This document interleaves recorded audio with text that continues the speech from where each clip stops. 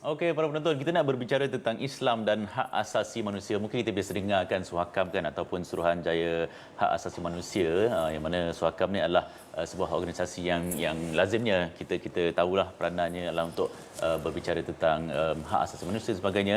Saya terus bersama dengan Pesuruhjaya Suhakam, iaitu Profesor Datuk Nur Aziah Muhammad Awal. Assalamualaikum, Prof. Waalaikumsalam warahmatullahi wabarakatuh. Alhamdulillah, lama tak nampak Prof ya? Ya. Prof, sebagai mukadimah, sebab kita tahu apa isu kita nak cari orang kata satu titik pertemuan antara keharmonian antara prinsip Islam dengan hak asasi manusia. Biasanya orang kata hak asasi ini biasanya selalu pro kepada barat dan sebagainya kan. Macam mana kita nak beri penerangan kepada penonton tentang matlamat itulah orang kata nak cari titik pertemuan lah antara prinsip tu. Terlebih dulu saya rasa elok saya terangkan dulu apa dia Suhakam. Yes. Ya. Boleh, silakan. Saya rasa ramai yang tak tahu Suhakam itu apa. Jadi untuk permulaan ni kita terangkan. Suhakam adalah sebuah badan berkanun. Dia ditubuhkan melalui Akta Suhakam. Okay. Akta Suhakam ni tahun 1969 dan maknanya kita ni bukan NGO, bukan badan, bukan kerajaan. Jadi kita memang satu agensi hak asasi manusia negara. Dan tugas utama 4, kita ada tugas fungsi utama. Okay. Yang pertama ialah mempromosi dan menjaga hak asasi manusia dan membuat program-program untuk memahamkan rakyat dan masyarakat apa dia hak asasi manusia. Okay. Yang kedua, kita bertanggungjawab menasihatkan kerajaan. Dalam kalau ada sebarang dasar polisi undang-undang nak dibuat, mestilah ia selaras dengan peruntukan hak asasi manusia itulah. Yang ketiga, kita juga menasihatkan kerajaan ataupun meminta kerajaan menandatangani konvensyen-konvensyen yang ada di bangsa-bangsa bersatu itulah. Buat masa ni kita dah ada 3 konvensyen yang kita tanda tangan. Kita ada konvensyen SIDO. Okay. Mengenai anti diskriminasi terhadap wanita tu. Okay. Kita ada Konvensyen Hak Kanak-kanak CRC dan kita juga dah tanda tangan Konvensyen Orang Kurang Upaya CRPD. Jadi 3 konvensyen ni bila kita tanda tangan, kita ratifikasi, kita ada luluskan undang-undang untuk pastikan bahawa undang-undang itu dapat membolehkan konvensyen-konvensyen itu dilaksanakan di Malaysia. Misalnya masa kita tanda tangan SIDO, kita pindah Perlembagaan Persekutuan Perkara 8 di mana perkataan jantina atau gender itu kita masukkan. Maknanya tak boleh lagi ada diskriminasi atas asas agama, tempat lahir, keturunan dan gender. Kemudiannya bila kita menandatangani CRC, Konvensyen Hak Kanak-kanak, kita luluskan Akta Kanak-kanak 2001. Betul. Dan bagi orang kurang upaya, bila kita tanda tangan CRPD, kita juga meluluskan Akta Orang Kurang Upaya 2008. Jadi itu semua sebagai asas dan selain daripada itu, kita juga salah satu fungsi yang paling utama juga ialah kita mendengar aduan dan membuat lawatan berkala. Okay. Jadi yang di situ mana-mana orang yang rasa hak asasinya dicabar, dinafikan, dia boleh datang mengadu pada Suhakam melalui telefon, WhatsApp, email, ataupun datang sendiri ke pejabat Suhakam, maka kita akan buat siasatan dan Suhakam sudah kita buat siasatan dan sampai ke hujung dan akhirnya jika perlu tindakan undang-undang, kita akan tulis kepada kementerian atau agensi yang terlibat. Itu satu. Dan kemudiannya kita juga secara berkala melawat semua tempat tahanan, lokap, rumah-rumah kanak-kanak, rumah-rumah kebajikan, supaya tiada berlaku pencabulan hak asasi manusia. So yang itu fungsi utama dan bila selalunya ialah persepsi, saya rasa bila dia melihat bahawa semua konvensyen itu dan juga konvensyen-konvensyen lain itu datang daripada bangsa-bangsa bersatu lah. Dan sebagai negara yang menjadi ahli kepada bangsa-bangsa bersatu, tentulah kita takkan itu juga kebaratan Sebenarnya itu adalah satu pertubuhan bangsa-bangsa bersatu itu apa? Perhimpunan semua negara di dunia. Dan kita meluluskan beberapa perkara untuk kepentingan masyarakat dunia. Jadi itu saya rasa perlu difahami dahulu. Yang kedua ialah Akta Suhakam bila diluluskan, menubuhkan Suhakam itu dengan 4 fungsi utama. Dia punya peruntukan yang paling jelas ialah Suhakam ini mesti berasaskan prinsip UNDHR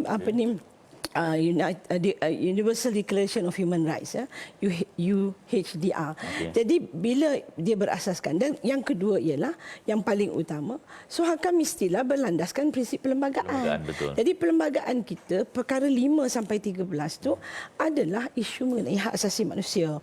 Jadi perkara 5 kebebasan diri, perkara 6 tak boleh jadi buruh paksa dan sebagainya, itu sampailah perkara 8 mengenai hak sama rata di sisi undang-undang, perkara 10 kebebasan bergerak, bercakap, berpersatuan, dan akhirnya kepada kebebasan beragama ada dalam perlembagaan. Dan Suhakam sebagai sebuah institusi yang ditubuhkan oleh Akta Parlimen, Akta Parlimen tak boleh bercanggah dalam perlembagaan, dan jika dia bercanggah ia batal.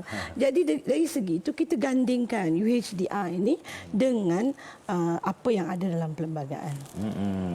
Jadi tentang bagaimana ialah bila tercakap tentang wanita, kanak-kanak dan sebagainya, macam mana Islam mendepani isu-isu berkait golongan-golongan sedemikian, dan bagaimana hak mereka tu diselaraskan dengan prinsip hak asasi yang moden ni? Buat masa ini, kerana kita dah tanda tangan SIDO, dan saya lah seorang yang memang mengajar undang-undang keluarga, undang-undang kanak-kanak, dan bagi saya tak ada isu yang ada dalam SIDO itu yang tidak membantu wanita. Sebelum SIDO pun kita sudah pergi ke arah memberikan wanita haknya dalam Islam. Kita buat literasi program, kita terangkan. Jadi di Malaysia ini kita melalui proses yang bagi saya 20 tahun dahulu sangat banyak komplain terhadap isu-isu di Mahkamah Syariah, dan akhirnya kita luluskan Enactment Undang-Undang Keluarga Islam di seluruh Malaysia ikut negeri. Kita tubuhkan Mahkamah Syariah 3 tier. Sekarang nak masuk 4 tier dah ya. Ada negeri dah ada mahkamah utama. Jadi bagi saya itu semua adalah untuk kepentingan wanita dan juga kanak-kanak. Kanak-kanak ni dia secara tak langsung sebab banyaknya isu hadanah dan isu nafkah di Mahkamah Syariah. Selain daripada itu, kalau kita tengok bila kita tanda tangan convention, kita kena ingat juga bahawa kanak-kanak ini, kalau dia kanak-kanak, isu hadanahnya mungkin di Mahkamah Syariah. Tapi isu lain hak dia di bawah Akta Kanak-Kanak 2001.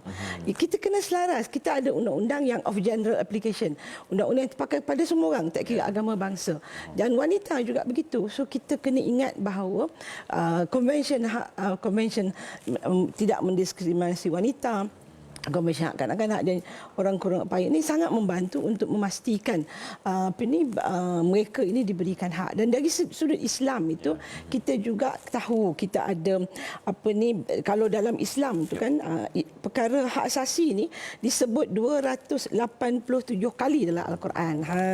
Jadi kalau di situ kita ada Piagam Madinah dan hari ini menjadi asas kepada kerajaan Madani ini, saya rasa. Jadi kalau Piagam Madinah itu dia meletakkan keselamatan masyarakat, kebebasan beragama, hak orang yang rentan dan sebagainya.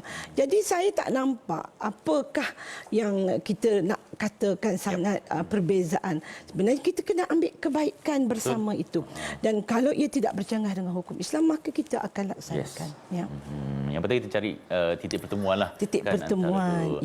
Prof, singkat kata-kata akhir kepada penonton. Masa tak banyak, Prof. Saya berharap dengan penerangan yang paling ringkas yang saya buat tadi itu, kita keluarkan pandangan negatif terhadap Suhakam tu. Bagi saya, Suhakam membantu. Siapa saja yang rasa hak asasi dia tercabar, sila datang jumpa kita. Kita akan bantu terbaik mungkin mengikut landas undang-undang yang ada di Malaysia ini. Jadi itu saya rasa perkara yang sangat penting. Dan satu lagi ialah ideologi yang mengatakan ia sangat berkait rapat dengan pandangan barat dan sebagainya. Kita sebenarnya kalau kita tengok UHDR itu sangat awam, sangat general ya, am. Dan bila am itu dan bila lihat pula Piagam Madinah dan perkara-perkara yang ada Kairo punya declaration, dia kita tak susah hatilah. Bagi saya di Suhakam, kami tak pernah rasa susah hati bahawa kami tahu apa yang kita buat adalah tidak akan bercanggah dengan perlembagaan dan juga dengan undang-undang Islam. Itu dia, insya-Allah. Jadi mana-mana manusia pula rakyat, mungkin rasa hak asasi mereka tercabar, boleh tampil terus ke Suhakam. Sebab kita percaya Suhakam pun ada banyak berkolaborasi dengan institusi agama seperti Hakim, memang banyak. Mufti, Majlis Agama Islam dan sebagainya. Prof, Kalau boleh nak panjangkan lagi tapi masa sangat terhad, Prof. InsyaAllah kita jumpa lagi lain kali. InsyaAllah. Itu dia Profesor Datuk Nur Aziah Muhammad Awal selaku Pesuruhjaya Suhakam berbicara tentang Islam dan hak asasi manusia. Para penonton, kita berehat sekejap. Kembali selepas ini.